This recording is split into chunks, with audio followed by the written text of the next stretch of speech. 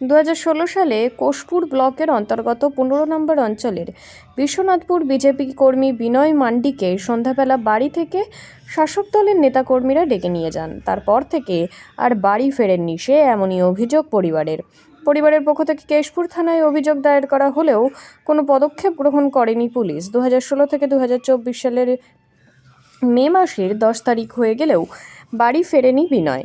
লোকসভা নির্বাচনের প্রচারে এসে ঘাটালের বিজেপি প্রার্থী হিরণময় চট্টোপাধ্যায় ওই পরিবারের সাথে গিয়ে কথা বলেন।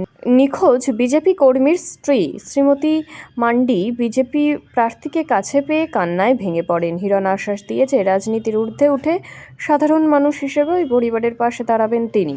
15 নম্বর অঞ্চলেতে এখানে মধ্যাহ্ন ভোজনে এসেছিলাম, এসে শুনলাম পাড়ার লোকেরা বলছে দাদা আপনি আসার আগে দুদিক থেকে বোম মারছিল যাতে এই বাড়ি থেকে আমি ঢুকতে না পাই। হ্যাঁ, পুলিশ পাশে দাঁড়িয়েছিল। এই সন্ত্রাসের কথা বলছেন আপনি, মাননীয় সাংসদ, অভিনেতা সাংসদ, আপনি এই সন্ত্রাসের কথা বলছেন যে আপনি হিরণকে বোম মেরে আটকাবেন? দম থাকে আটকে দেখান। আমার নামে হিরণ। বাংলার মানুষ দেখবে, কেশপুরের মানুষ দেখছে, গত 10 বছর ধরে দেখেছে, ঘাটাল লোকসভা মানুষও জানে, বাংলার মানুষ জানতো না, বাংলা মানুষ যাবে। আপনি বন্দুক বোম আমাদের ওই বোনের স্বামীকে হত্যা করেন, শ্রাবণী ধারা তার হাজব্যান্ডকে ঝুলিয়ে দিয়েছেন, সুশীল ধারাকে, অনেক কিছু করেছেন। বাংলার মানুষ জানে না, আপনার এই হত্যার কাহিনীর লীলা জানে না।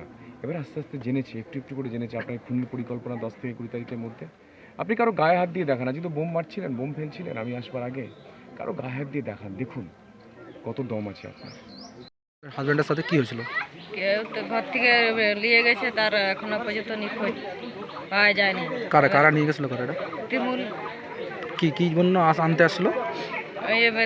সিপিএম থেকে বিজেপি মেরে দিছে তাকে।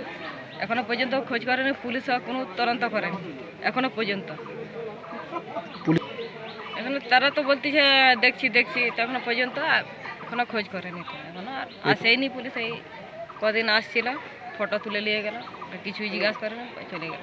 অভিযোগ করেছিলেন থানায়? হ্যাঁ, থানায় কোর্টে অভিযোগ জানা হয়েছে, এখনো পর্যন্ত খোঁজ শ্রীমতী মান্ডি।